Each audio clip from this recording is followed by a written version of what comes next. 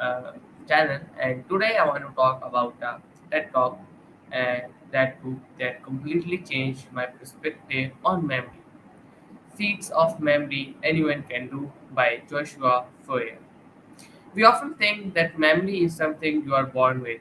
Either you have got it or you don't. Foer turns that assumption on its head. He shows that with the right techniques, mindset, and practice, nearly anyone can do extraordinary things with their memory. So let's dive in what he teaches, why it works, and how you can start that sharpening your mind or uh, for your brain, for your family tonight. First of all, Josh began as a journalist covering memory compare championships, expecting to see sevens people of superhuman memories competing. Instead, he found ordinary men and women who trained deliberately. Intrigued, he decided to train too. Over a year, he learned mnemonic techniques, practiced regularly, and ultimately won the US Memory Championship. Memory plays method of Loki. You select a familiar location that you can mentally map out. Say your home or a walk route. Then you place images representing the things you want to remember in specific spots along that familiar space. When you want to recall, you mentally walk the path, seeing the images which give the memory elaborative encoding. This means creating strong sensory, emotional, or preserved associations. For example, as Joshua Foer recounted, visualizing the Cookie Monster riding a horse or Britney Spears dancing on your coffee table helps the memory stick better than plain information. So the more unusual, vivid, or absurd, the more memorable.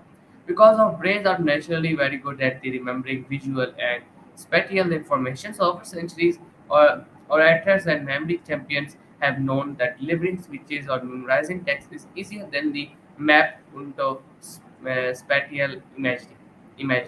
So these techniques lean into how our brains are wired, spatial awareness, visual cues, emotional scenarios, and plus practicing these methods strengthens the neural circuits involved. Attention is also key, and you won't remember passive or boring stuff. Your brain remembers what engagement.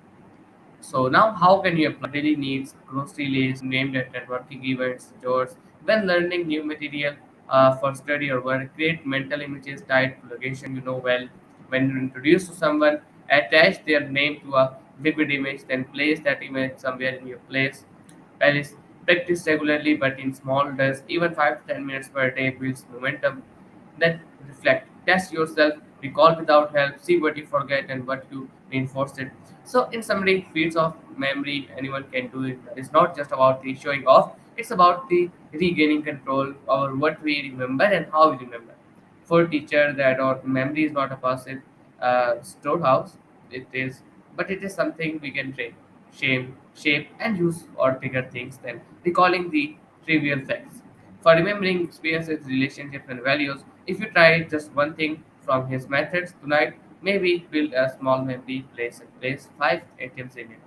You will start to see how much power there is in brain memory. Thank you so much for turning in. If this inspired you, let me know what you decide to remember differently. And I will see you next time for another idea that you can change the way you think. So, then Allah Hafiz. And in end, as always, Pakistan, Zindabad. Okay, I love you. Allah.